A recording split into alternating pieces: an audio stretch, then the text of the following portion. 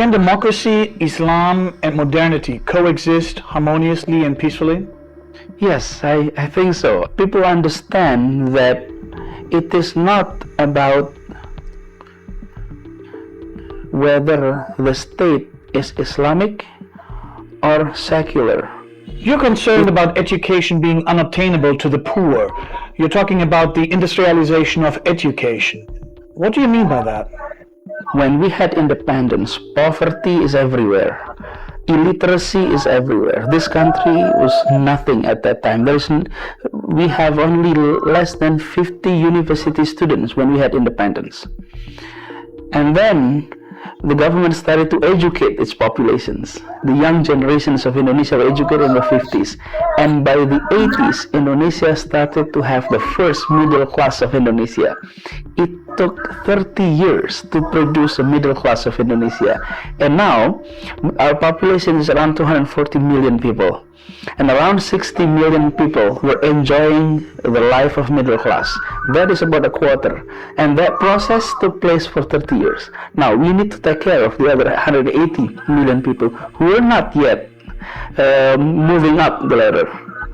So education in a country like Indonesia is not only to make yourself informed, open your view, understand about the world, but it's also an escalator to move up from the lower class to the middle class.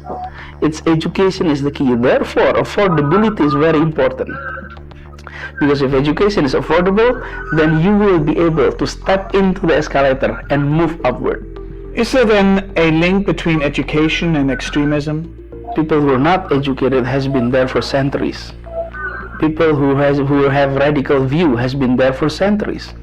But that doesn't translate into violence. So having an extremist view, being uneducated, being poor, does not automatically make you a possible or a potential attacker of a terrorist, for instance. It is very important to see the change in the society that took place in the past several decades. If you pay attention closely, I think we will be seeing, like, in many cities in which 50 years ago were vibrant economy, the society were participating in the market, able to benefit from the transactions in the economy. Now they are marginalized. So it is, and what used to be tolerant communities, after the absence of vibrant markets, they started to become less tolerant community. The way I look at it, it is not only education, but presence of market is very important.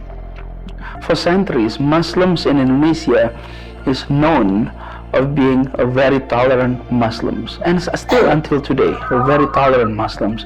And one of the reasons for that is because these are trading societies. They meet people, they is very open-minded. And this is the people of archipelago who has that nature of exchange of idea.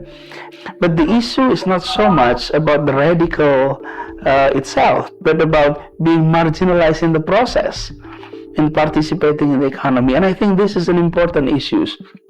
So education, yes, it's important, opening up perspective and views.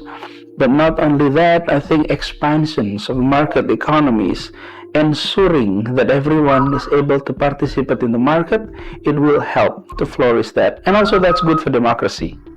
Can democracy, Islam, and modernity coexist harmoniously and peacefully? Yes, I think so. People understand that it is not about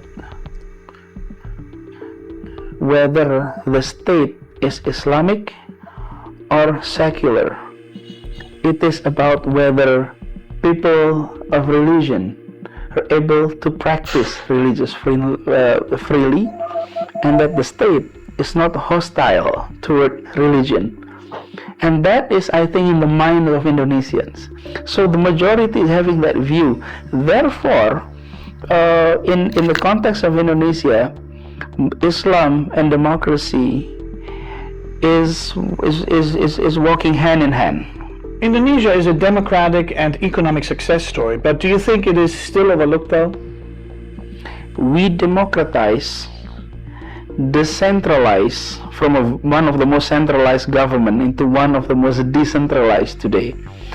And the economy was hit badly by the crisis. So three things happening: recovering, decentralization, and democratizations. But now, 10 years after the reform started, Indonesia started to look at the international world and try to put itself somewhere in the map.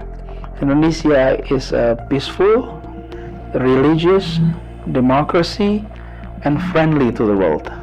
We have seen peaceful elections and President Yudhoyono re-elected. What are the key challenges in the second term? Short term is infrastructure, because that would guarantee the expansions of the economy. Number two is decentralizations of the market, ensuring there are quite a few engines of growth across the country. Three is education, ensuring that the young Indonesians, many of them, is educated properly, quality education, so that they can participate in the market. When Indonesians often see ourselves as very rich nations because of the mineral, oil, gas that is present here in our lands, but I think that mindset has to change. We must see people as our number one asset, not the natural resources. Generally, I think in the second term, I think President Yudhoyono will have a much stronger say in this process. Banyak orang punya kedudukan jabatan di tempat-tempat yang sangat strategis, namun memiliki peran-peran yang tidak signifikan.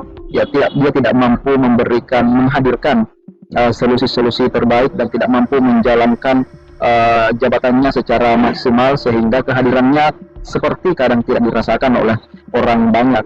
Tapi ada juga orang yang memang dia tidak ada di posisi di struktur negara, tidak punya jabatan, tapi perannya di masyarakat sangat luar biasa, sangat besar, dan bahkan itu bisa melampaui zamannya. Namanya dicatat dalam sejarah-sejarah dan terus diperbincangkan dalam lisan-lisan dari generasi ke generasi.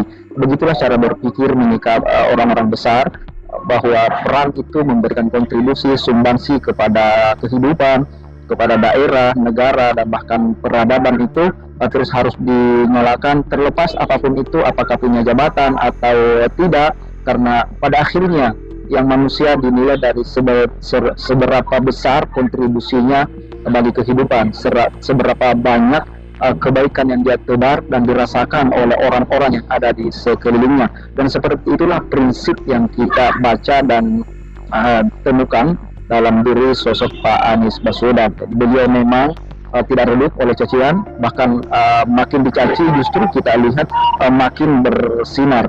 Dan salah satu rahasia terbesar yang kita temukan pada diri beliau adalah kejujuran, keikhlasan, integritas. Itulah sosok Anies Baswedan. Sekian, terima kasih.